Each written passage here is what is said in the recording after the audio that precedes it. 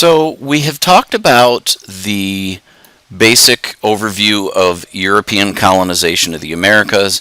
Then we've gotten more specific about the British American colonies, and I kind of gave you a sneak peek of what ends up causing the American Revolution, but those causes were really only to do with why such a large number of people supported that kind of movement.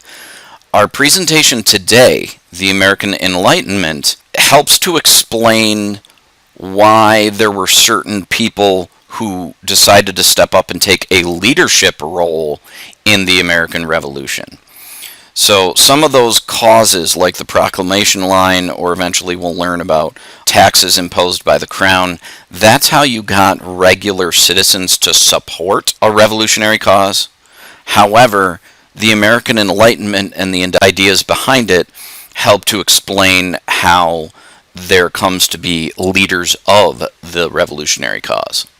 So the Enlightenment period is something you probably remember from 10th grade global history, and the Enlightenment is all surrounded by the concepts of individual liberty, as it was spoken by John Locke, the philosopher John Locke. He referred to it as natural rights of man. So this is the central concept of the Enlightenment. So instead of traditions like government power or church power and religion, instead of those traditional systems, the concepts thought of during the Enlightenment encouraged people to use reason and logic to make their societal decisions, rather than traditional systems. So political and religious leaders all over the world, not just in the American colonies, were very resistant to the Enlightenment.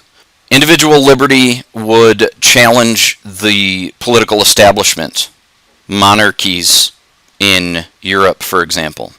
It would also trend away from the religious tradition of doing what your priest or pastor told you.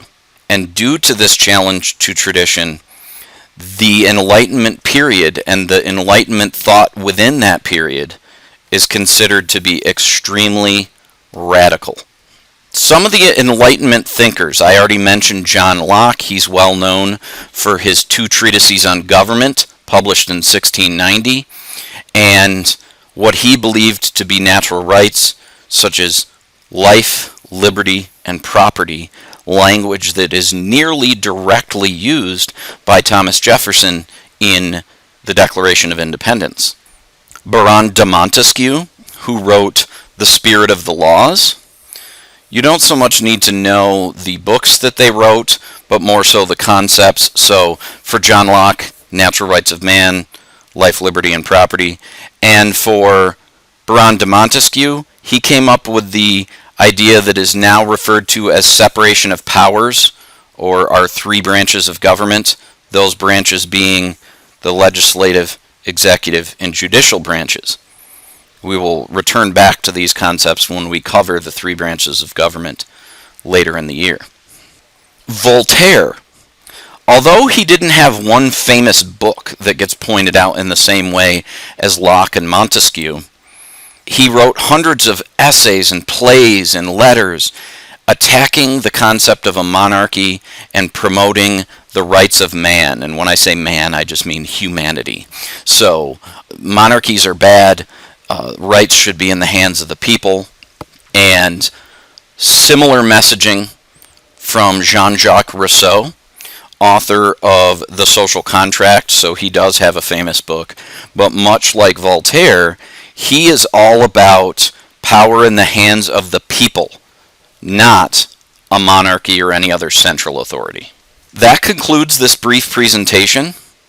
If you have any questions, by all means, ask them in class. Otherwise, I'll see you in class.